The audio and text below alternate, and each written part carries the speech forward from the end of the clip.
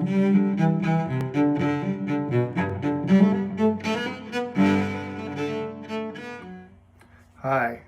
I'm Tom Siembor from Ontario Center, New York, and I'm pretty humbled that you guys are out here doing professional development in August. Okay, do me a favor, just a moment, close your eyes. It's okay, nobody's looking. See if you can remember that exact moment when you first heard about the attacks on the World Trade Center, 9/11, 2001. If I'm right, you can remember every second, every minute, every hour, all the events of that day burned in your brain. I can still hear screaming in Central Park, the whoosh of the second plane, the blast of fire as it hit, and sounds of panic. That is the power of a really current event. Big events like these, they stay in our consciousness for a lifetime. A really current event has occurred most likely within the last 24 hours, or it could still be going on right now. It's on Instagram, it's on TikTok, people are talking about it. So how can we make this a teachable moment? How can we be compassionate caregivers to help kids process the inconceivable? I submit we change the narrative from should we be teaching really current events to how we can teach them. We all have studied Benjamin Bloom's famous taxonomy of human understanding, that triangle with all the pretty colors. It tells us that a student's comprehension is highest when they're extremely interested or engaged in the topic at hand. So let's work with that. Scene. You're driving into work. You hear on the radio, somewhere in the country, there's a school shooting. Sadly, that's not unusual. What are you going to do? The kids have already seen it on their phones. Instagram moves way faster than you do. And if you miss it, you're missing a teaching moment. They're talking about it. They're already engaged in the context of the event. And they may well be asking themselves, could this happen to me? Could this happen here? All right, other scene to think about. Not as tragic. Imagine you're an NFL quarterback. Imagine collecting that kind of a paycheck, huh? You're on the field. You look at the defense in front of you and you read the formation. You don't like what you see. So what do? You change the play simply by calling out a new one. It's referred to as calling an audible, or changing the play from the line of scrimmage instantly. It looks easy, right? No, it's not at all. It involves practice, practice, practice in all types of situations. A quarterback must be confident making changes and making adjustments. The team has to have confidence in him doing it. So when a current event happens, you call an audible. You change the lesson plan, maybe not for the whole period, maybe just for part of a class. But you're prepared. You've anticipated what you're going to do, when you're going to do it, how you're going to do it, what resources you're going to use, because you already have them at hand. You're ready to adapt to the situation. In other words, you're prepared to call an audible. So make sure your kids understand why we're doing this. Kids hate changes and routines just like we do, right? Be clear, be confident, show them the segue. I like the if-then approach. For example, if Dr. Seuss books are being removed from school, if that's the case, then what other books could possibly be next? Is this canceling culture? The next one is a little dicey, but we need to talk about it. The killing of George Floyd in Minneapolis opened wounds of race inequality across the nation. Kids need to talk about it. They need to share their feelings. And as their teacher, I can reassure them that As ugly as this is, and it's horribly ugly, this is America in 2021. I used that video of Childish Gambino, This is America. If you don't use it, check it out. It's worth it. But I also believe our justice system can work and that peaceful civilian protests can bring positive changes. So the if, in this case, if George Floyd was placed into police custody, then aren't they automatically, legally accountable for what happens to him? And how is the verdict against Sergeant Derek Chauvin going to affect other cases? In a recent article in the USA Today, journalist Aaliyah Wong told her readers around the country that teachers were using this as a teachable moment. In cities like Minneapolis and Cincinnati and Boston, teachers were discussing racism and police policies. But realize there is blowback. The state of Texas is also considering a bill that will limit discussion of current events in the classroom. Some communities can be uncomfortable with discussing racism and police policy in the classroom.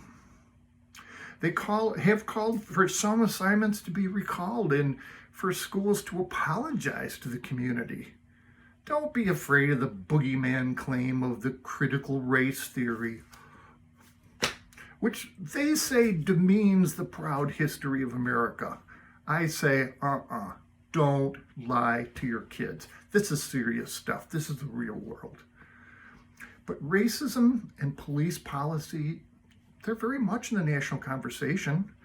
Let's talk about it civilly, like adults. Look, I know from personal experience that bringing in controversial topics like racism into my white, rural, upstate New York classroom can be pretty challenging. I've gotten questions from parents who felt I was pushing a liberal agenda, translated as questioning Fox News. It's okay. It's a good conversation to have. My role as a teacher is to challenge and fact check pundits and politicians on both sides of the aisle. We do our due diligence, me and my kids, but we also keep the conversation civil and non-combative. So when faced with tough topics like racism, realize you didn't create the problem. Racism existed long before it ever crept into your classroom. It'll be there for a long time to come. When addressing it, however, we got to be cognizant of the culture of our school, anticipate how this is going to affect your kids. In other words, read the room. Be clear to your kids why you're addressing this. So, does the benefit outweigh the risk of doing it? And that's really your decision, obviously. But if the risk is getting caught by my administrator while we're watching the news on a sensitive subject, then I say, look at the benefit. Your kids are highly engaged in the news of the day and exposed to highly relevant context information that you're supplying. Yeah, well, what if the risk is, what if I screw up? Well, does a quarterback curl up in a ball and cry after throwing an interception? I'd like to think not, but it'd be wicked funny. But no, he resets. The game goes on. You can do the same. Model the ability to make mistakes and learn from them. Keep calm and carry on. And don't be afraid of failure, unless you're skydiving. But anyway, here's a great benefit to think about it.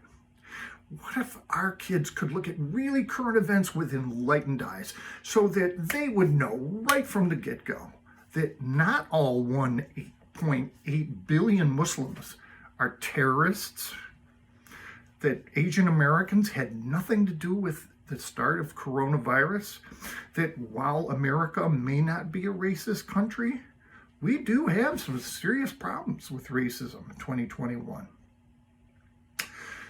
So what about fake news? It's a real problem. Talk about media literacy in your classes. Here's an easy lesson plan you can do anytime. Make it fun. Practice media literacy using a reliable news article and then one from a questionable source. Can your students tell which is which? Throw in some funny ones.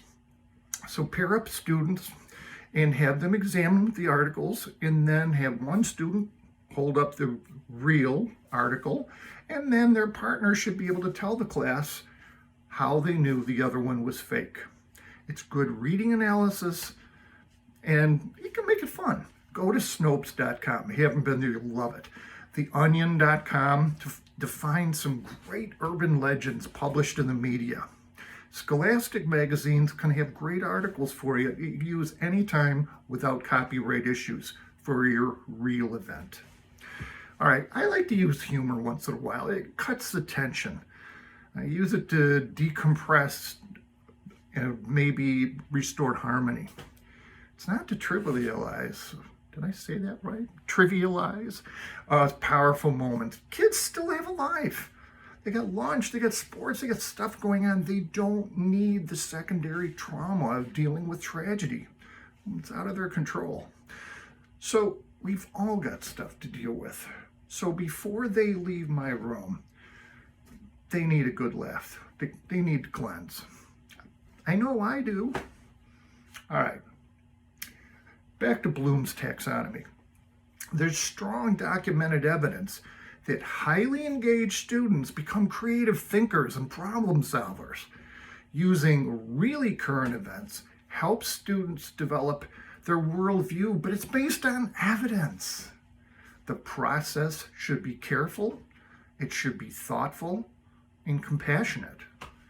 Because in a world where rumor and conspiracy theories compete with facts, our kids need our absolute best efforts to combat ignorance and racism. And as we saw on January 6th, our future depends on it. Thank you. I'm Tom Siembor from Ontario Center, New York. I also have a PowerPoint that goes along with it, some resources you might enjoy. Safe journeys.